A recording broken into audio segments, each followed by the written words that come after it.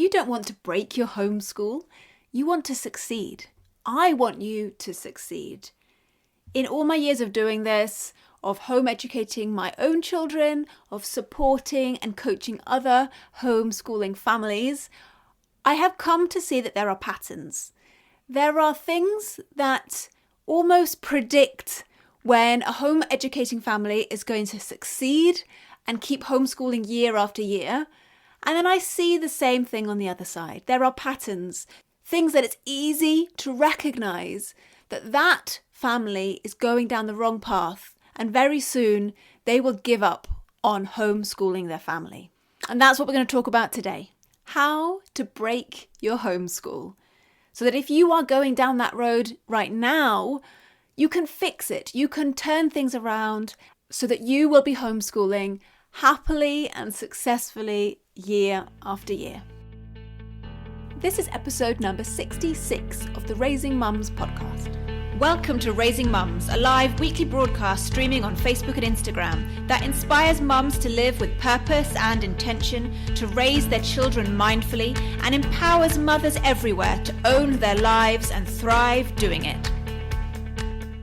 I always see the first 2 years of homeschooling the most critical time. It is the time when your identity as a parent is pushed to its limits, when your relationship with your children is pushed to its limits. You have to take on so many new roles, so much more responsibility, and there's a big change and a big shift that has to happen to you internally. And it's in those first 2 years that it's really a make or break situation. Either you will give up on your ambitions to home educate your kids, or if you make it through those 2 years, most likely you will keep homeschooling them year after year for as many years as you see that it serves your children and serves your family. So let's have a look at these first 2 years. The quickest, most effective way to break your homeschool so that you never consider going back to homeschooling is to break yourself, is to become a broken woman. Listen, there is no homeschool without a homeschool mum.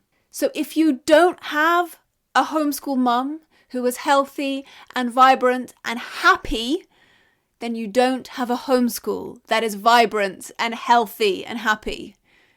If you want to break your homeschool fast and forever, then you break yourself. And what do I mean? What's breaking yourself mean? It means neglecting yourself. Now, I get it.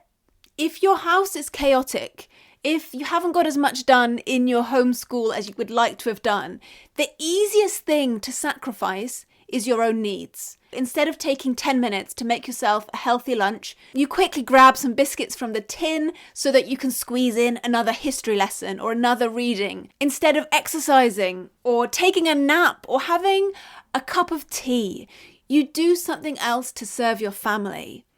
And honestly, in some situations, that might be okay. But it shouldn't always be what you go to. It shouldn't always be the default that when things are not going right in your home, with your homeschooling, the one thing that you always sacrifice is yourself. If that is the route that you are taking, then you're heading down the route to breaking your homeschool. Because if you are not healthy, your homeschool cannot be healthy. You cannot give to others what you do not have yourself.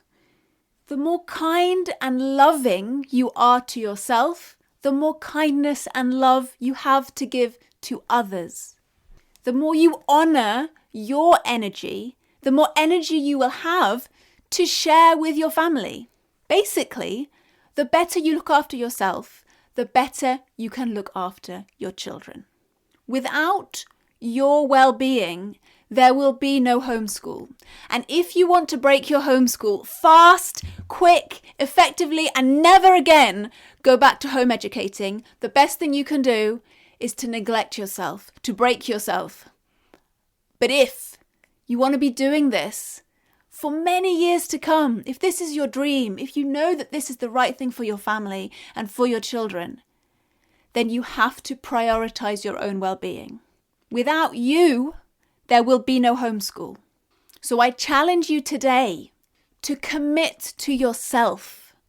Commit to your own well-being, your own happiness, your own joy. And the side effect of that is that you will bring joy and happiness to your home, to your children, to your family. And you will create an atmosphere in your home that sustains homeschooling for many years to come. So before we carry on with the rest of this episode, I want to tell you about a free resource on my website that I think you're going to love. You know that reading to your children is important, but it can be so overwhelming to choose from the thousands of books that are out there. And you don't want to invest any more time, any more money in books only to be disappointed at the end of it all. You want books that your children will enjoy, books that they'll learn from, and books that are suitable for Muslim families. That's why my team and I at Our Muslim Homeschool have put together a list of the best children's books for Muslim children aged 0 through to 5. They are books that every Muslim child needs in their life, and you can get that book list for free now. Just head over to ourmuslimhomeschool.com/book list to get your free copy of this book list today. That's ourmuslimhomeschool.com/book list to download your free book list for Muslim children aged 0 through to 5. Another way that you can quickly break your homeschool is to have no boundaries, particularly around your time. If you are at the whim of all your friends and your family, you can quickly become burnt out and run down and confused. It's the families and the parents I see who are very firm in what they will and will not allow their children to do, when they have a clear vision of what it is they're trying to achieve in their homeschool, and are confident when they say no to certain activities or no to certain people popping around. People who have clear boundaries in place in their home are often the ones who survive those first couple of years and are happiest in that time. Because when you say yes to the request of someone else, you are saying no to something else. When you say yes to your friend popping in the afternoon, that means you're saying no to your children and the art activity you'd planned in the afternoon. When you say yes to that extra sports class, or yes to a trip out with the homeschool co-op, that means you're saying no to something else that you had thought was important before.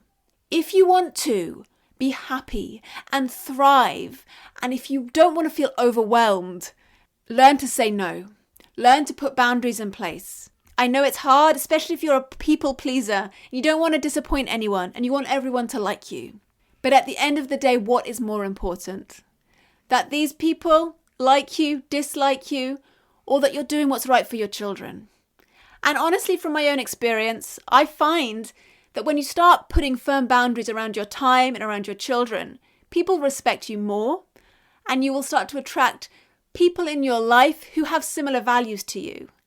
And in fact, anybody who is offended by those things, offended by you honouring your time and your children's education and the decisions you make within your home, anyone who's offended by that, well, quite frankly, you're better off without them. You have a responsibility as the mother of your children, and now as their educator, to make the right decisions. So if you don't want to break your homeschool, set clear and defined boundaries around your time, around the activities that your children will and will not do. There's often this fear as well about saying no to something because you worry that your children will miss out on something valuable. They'll miss out on something important. But just take a step back for a moment. This world is full of opportunities, and Allah will give your children exactly what they need when they need it.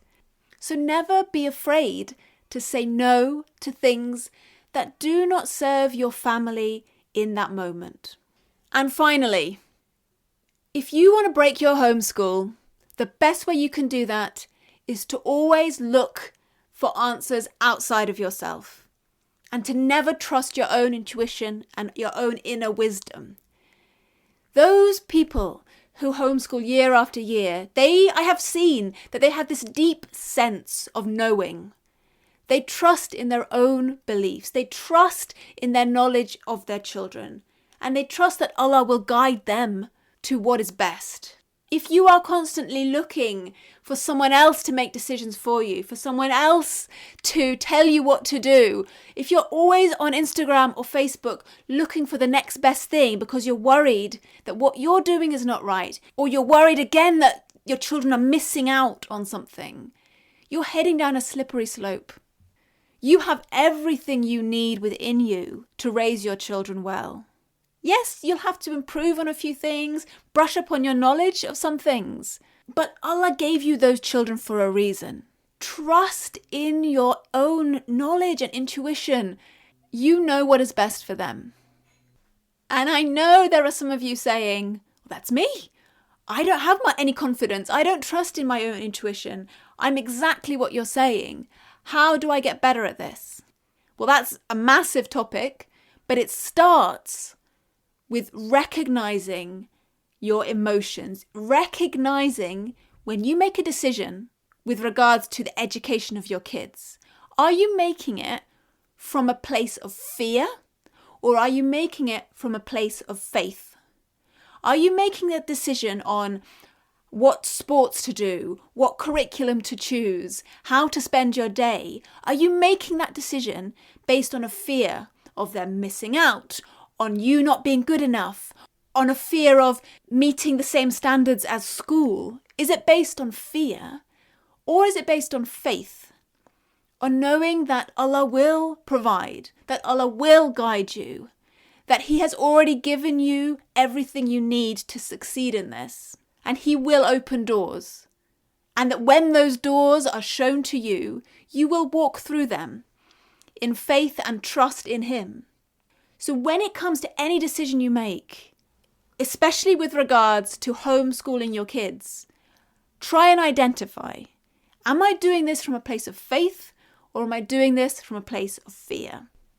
And that kind of emotional intelligence is how you begin this journey to building your own confidence and your new identity as a homeschooling mum. The only way to start believing in yourself and start having confidence in your own decisions is to start making decisions. Once you make that first decision, however small it might be, and it works out, then you slowly start to build that confidence in yourself.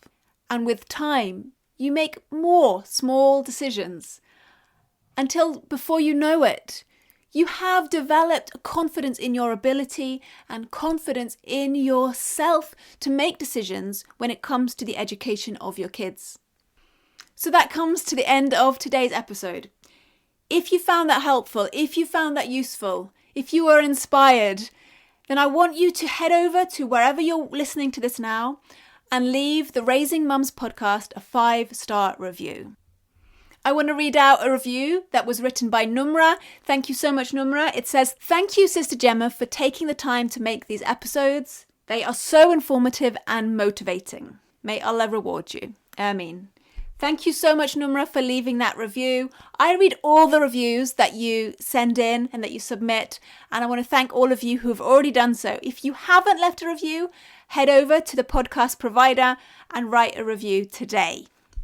Don't forget to pick up your free book list at ourmuslimhomeschool.com/book list. If you want to succeed at homeschooling, first of all, prioritize your own well-being. Set boundaries, learn to say no, and start to trust in your own inner wisdom and your own intuition. Thank you again for joining me here today. Have a beautiful week, everyone. Assalamu alaikum.